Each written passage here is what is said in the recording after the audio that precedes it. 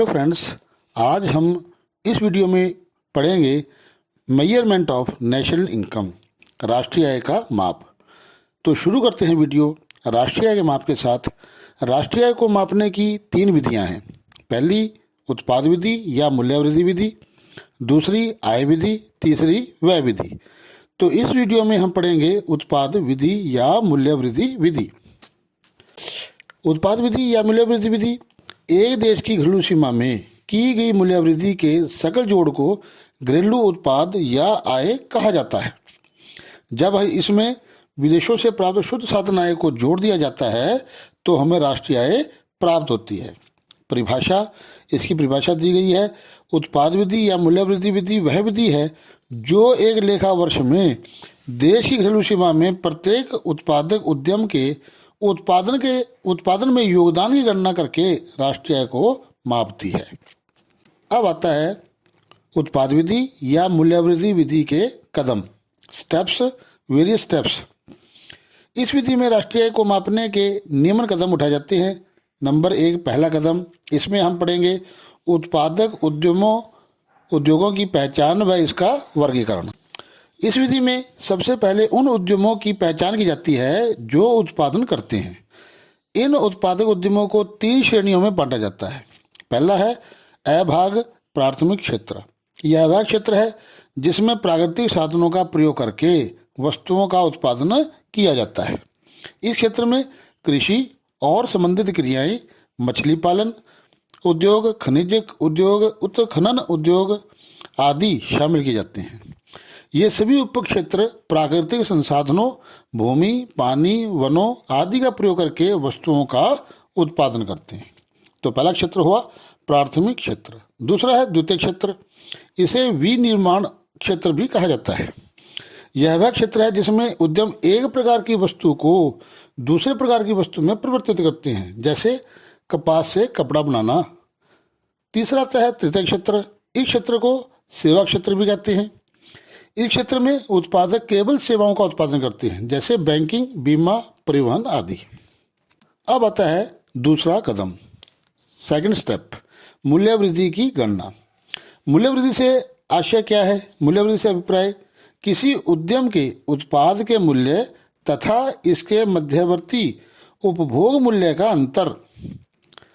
उत्पाद के मूल्य का आशय, इससे अभिप्राय एक लेखा वर्ष के दौरान किसी फर्म द्वारा उत्पादित वस्तुओं के बाजार मूल्य से है। यदि सारा सामान बिक जाता है तो उत्पादन का मूल्य बिक्री के बराबर होता है। यदि उत्पादन का कुछ भाग बिना बिके रह जाता है तो इसे फर्म के माल सूची स्टॉक में जोड़ दिया जाता है। अब आता है मध्यवर्ती उपभोग व्यय। इससे अभिप्राय गैर साधन आगतों से है। ये वे मध्यवर्ती वस्तुएं हैं जिनका प्रयोग उत्पादक द्वारा अन्य वस्तुओं व सेवाओं के लिए कच्चे माल के रूप में किया जाता है, जैसे बिजली, डीजल आदि। अब हम पढ़ेंगे स्टॉक परिवर्तन। स्टॉक परिवर्तन क्या है? एक लेखा वर्ष में अंतिम स्टॉक और प्रारंभिक स्टॉक में अंतर को स्टॉक में परिवर्तन कहा जाता है। यानी जो हमारे पास स्टॉक पड़ा है और जो पहले वाला पड़ा था, उन दोनों के अंदर अंतर कितना हमारा बिक गया, उसको हम स्टॉक में परिवर्तन कहते हैं। मूल्यवृद्धि निम्न प्रकार की हो सकती है।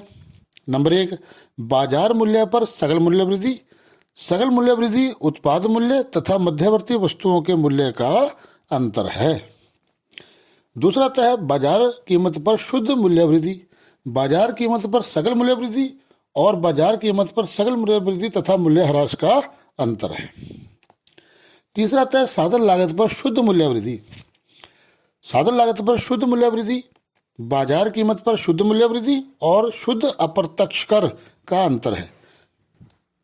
इसमें विदेशों से शुद्ध साधन आय को जोड़कर शुद्ध राष्ट्रीय आय ज्ञात की जा सकती है। अब हम मूल्य वृद्धि को एक तालिका के द्वारा स्पष्ट कर सकते हैं। आपके स्क्रीन पर एक तालिका दी गई है। एक तरफ उत्पादन का मूल्य, मध्यवर्ती वस्तु की लागत और मूल्य वृद्धि को दिखाया गया है। उत्पादक किसान, आटा मिल, बेकर, दुकानदार ये हैं। सबसे पहले जो उपरोक्त तालिका स्पष्ट कर दिया कि गेहूं के उत्पादन में 200 रुपये की मध्यवर्ती उपभोग की लागत शामिल है। अतः किसान द्वारा की मूल्य वृद्धि 600 माइनस 200 बराबर 400 रुपये है। उसके बाद आटा मिल गेहूँ 600 रुपये खरीद लेता है और 800 रुपये की बेचता है। इस प्रकार आटा मिल वाले ने 200 रुपये की मूल्य वृद्धि की। अब आटा मिल से बेकर जो बेक बनाता है, डब रोटी बनाता है, वो व्यक्ति खरीद लेता है और उस डब रोटी बनाकर 1000 रुपये की बेचता है। इस प्रकार बेकर ने 200 रुपये की मूल्य वृद्धि की। दुकानदार ग्राहक को 1200 रुपये की डब रोटी बेचता है। इस प्रकार दुकानदार ने भी 200 रुपये की मूल्य वृद्धि की। अतः सभी द्वारा मूल्य वृद्धि 400 प्लस 200 प्लस 200 प्लस 200 बराबर 1000 रुपये की सकल मूल्य वृद्धि हुई। तो मध्यवर्ती वस्तुओं के अंदर जो मूल्य वृद्धि है वो जोड़कर उत्पादन का मूल्य प्राप्त किया जाता है। या इन शब्दों में कह सकते हैं कि उत्पादन के मूल्य में से मध्यवर्ती वस्तुओं का मूल्य घटा दिया जाए तो मूल्य वृद्धि प्राप्त की जा सकती है। अब आता है मूल्य वृद्धि विधि से संबंधित सावधानियां। तो मूल्य वृद्धि से संबंधित कौन कौन सावधानियां हैं? नंबर 1, पुरानी वस्तुओं के क्रय विक्रय को मूल्य वृद्धि में शामिल नहीं किया जाता। इसका कारण है कि इनका मूल्य पहले ही शामिल कर लिया जाता है जिस वर्ष इनका उत्पादन किया जाता है। दूसरा आता है पुरानी वस्तुओं के व्यापारियों की कमीशन को राष्ट्रीय आय में शामिल किया जाता है। इसका कारण है कि कमीशन प्रदान की जाने वाली सेवाओं का पुरस्कार होता है। जो कमीशन है वो एक प्रकार पुरस्कार है। तीसरा, सभी उत्पादक उद्यमों द्वारा किए गए स्वलेखा उत्पादन को मूल्य वृद्धि में शामिल किया जाता है। चौथा है मध्यवर्ती वस्तुओं के मूल्य को मूल्य वृद्धि में शामिल नहीं किया जाता। पांचवा, स्व उपभोग के लिए उत्पादन का आरोपित मूल्य शामिल किया जाता है। जिन मकानों में मकान मालिक खुद रह रहे हैं उनका आरोपित किराया राष्ट्रीय आय में शामिल किया जाता है। और सातवां, स्व उपभोग सेवाओं का मूल्य वृद्धि में शामिल नहीं किया जाता। जो स्व उपभोग कर ली जाती है सेवाएं, उनका हम मूल्य वृद्धि में शामिल नहीं करते क्योंकि इनके मूल्य का अनुमान लगाना कठिन होता है। आगे 8वां, सरकारी क्षेत्र में शुद्ध मूल्य वृद्धि केवल कर्मचारियों के पारिश्रमिक के बराबर होती है। इसका कारण है कि सरकारी क्षेत्र में लगान ब्याज संबंधी आंकड़े उपलब्ध नहीं होते। 9वां आता है सरकार, उद्यमों और परिवार द्वारा किए गए स्थायी पूंजी के स्वलेखा उत्पादन का आरोपित मूल्य शामिल किया जाता है। अब हम पढ़ेंगे दोहरी गणना की समस्या व उसका बचाव। उत्पाद विधि द्वारा राष्ट्रीय का अनुमान लगाते समय दोहरी गणना की समस्या उत्पन्न हो सकती है। इसे अभिप्राय किसी वस्तु के मूल्य की गणना एक बार से अधिक करना। इसका कारण यह है कि उत्पाद विधि द्वारा राष्ट्रीय आय की गणना करने के लिए केवल अंतिम वस्तुओं व सेवाओं के मूल्य को जोड़ा जाता है, परंतु प्रत्येक उद्यम की दृष्टि से उसके द्वारा की गई बिक्री अंतिम वस्तुओं व सेवाओं की बिक्री है। कहने का तात्पर्य यह है कि प्रत्येक उत्पादक जो वस्तु बेचता है वह अंतिम वस्तु मानता है, परंतु हम जानते हैं कि अंतिम वस्तु व सेवा में सभी वस्तुओं का मूल्य शामिल होता है। अतः वस्तु के मूल्य की गणना जब एक बार से अधिक बार की जाती है तो इसे दोहरी गणना की समस्या कहते हैं। इसे कारण राष्ट्रीय आय में अनावश्यक ही वृद्धि हो जाती है। अब दोहरी गणना की समस्या से कैसे बचा जा सकता है? इसके दो उपाय हैं। पहला अंतिम उत्पाद विधि और दूसरा मूल्य वृद्धि विधि। तो पहला अंतिम उत्पाद विधि। इस विधि के अनुसार दोहरी गणना की गलती से बचने के लिए उत्पादन के मूल्य में से मध्यवर्ती वस्तुओं के मूल्य को घटा दिया जाता है। मान लो उपभोक्ता को बेची जाने वाली डब रोटी अंतिम वस्तु है जिसका मूल्य 900 रुपये है। केवल इसी मूल्य को ही राष्ट्रीय में शामिल किया जाएगा।